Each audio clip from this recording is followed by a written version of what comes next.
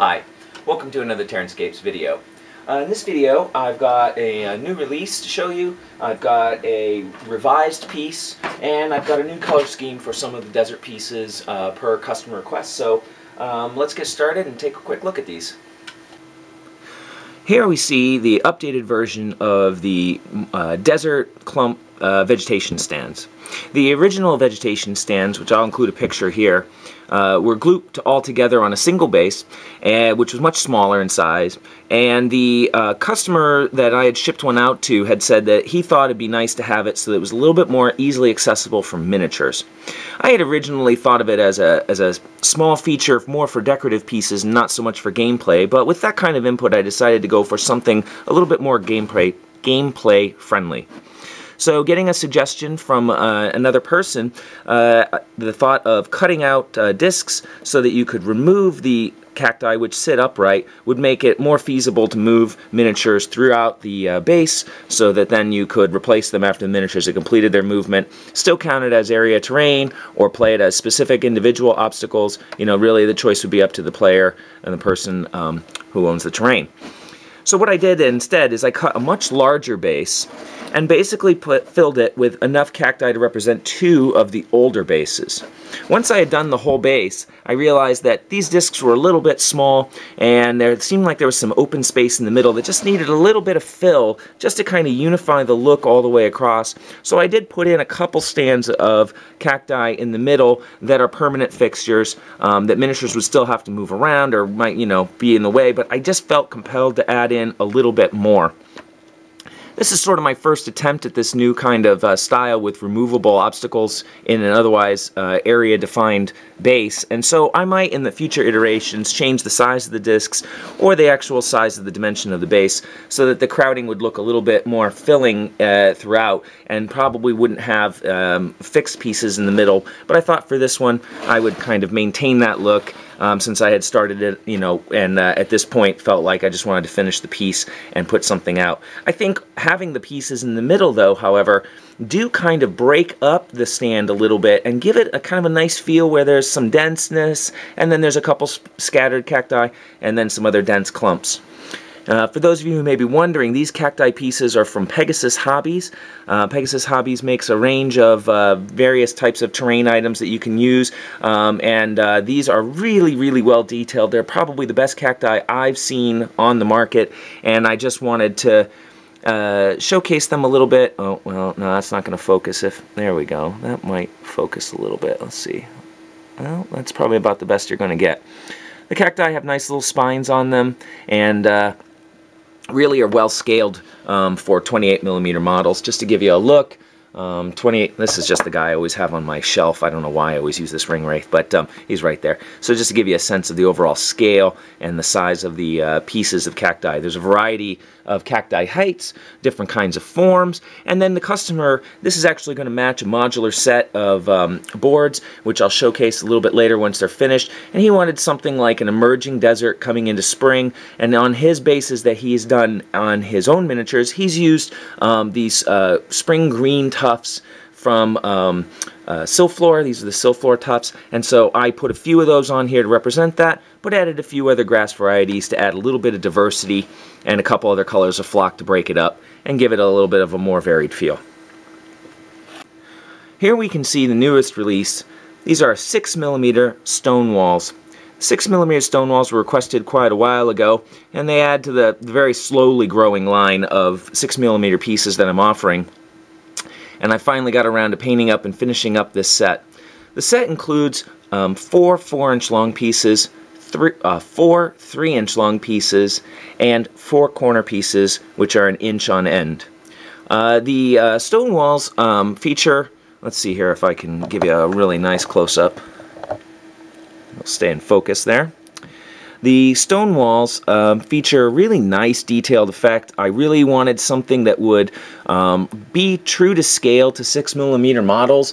If you haven't seen 6mm figures, they're tiny little guys. So I wanted something that was going to come up to be just about chest high on them. And then I found that because of the small recesses present in this, there's a lot of tiny nooks and crannies in each of these little rock walls, that I had to run the mold through the vacuum chamber after I poured the resin to make sure I got all of those little air bubbles out. And I got some really, really clean casts from these, and I'm really, really pleased at how they came out. They are cast in resin, and I'm trying a new resin out for these that's a much higher strength level than the resin I typically use, and I don't know if it's enough of a difference when you're looking at pieces this small of a scale, but I wanted to try to use something that was a little bit more durable.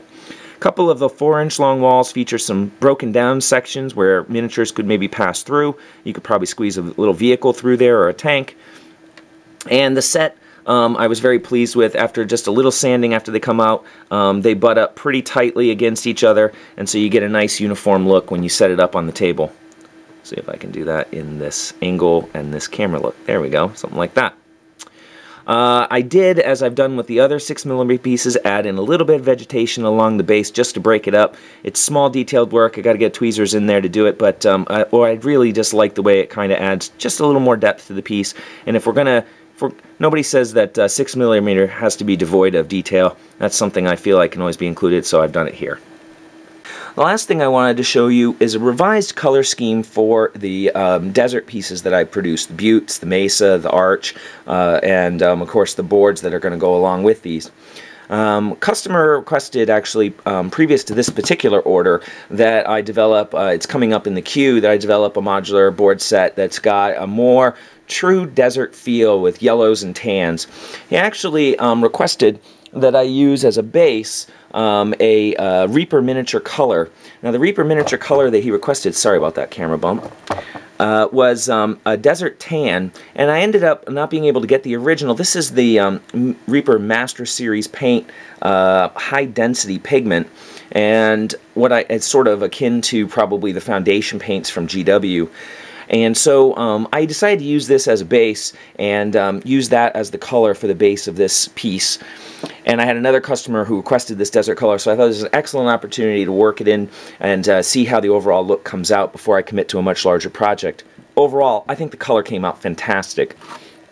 One of the things I noticed when I first painted them up is that the color was a bit yellow. Now, because, as I've mentioned before in other videos, this camera automatically color corrects, I'm going to try to fix it and post-edit and see if I can get it to be a little true to the color. But it really had a very bright mustard color when I first painted it, and I was a little concerned about that. But what I did is, at the suggestion of an up-and-coming terrain designer himself, Mike Archer, he suggested that I give it a wash. So I took the opportunity to wash the stone facing with a darker color that would kind of pick out some of the recesses, give it a little bit more contrast, and then dry brush it over with the original color, and then bring up the highlights.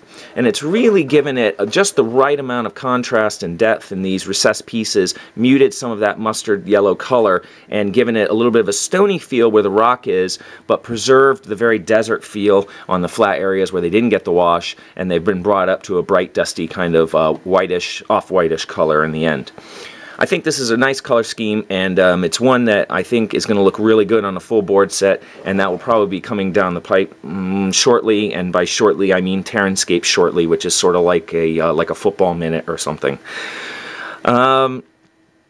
One other comment was just that in the selection of foliage to put around it, I realized that with this kind of a bright color, I was really hesitant to put on too many strong contrasting colors on it. So I tried to emulate something that felt a little bit more like burnt grasses, very dry vegetation, with a spattering of just a couple contrasting colors to just make something pop on there. I've used a different silfloor grass on this. This is, I don't know, I forget which one, the summer grass, I think, which has a nice muted olive/tan coloring on it. It's a nice contrast with the, nice color complement, I should say, with the mustards and the whites and the off-whites that are on this piece, and I think it's a nice color scheme overall. So look to see this kind of a color scheme expanded in the future, provided it works for all the parties involved. So I hope you enjoyed this quick look at a few new pieces that are coming out of the shop. I'm pretty excited about the preliminary work done on the vegetation stands. The idea of having recessed spaces that can be removed is something I haven't explored very much to this point, but is definitely something I'm going to be looking at in the future for different kinds of area cover terrain. And it gives me the ability to do some more detailed, maybe fragile work inside of bases that don't have to withstand traffic from miniature models or movement trays. So I think that's going to be a fruitful endeavor for future projects.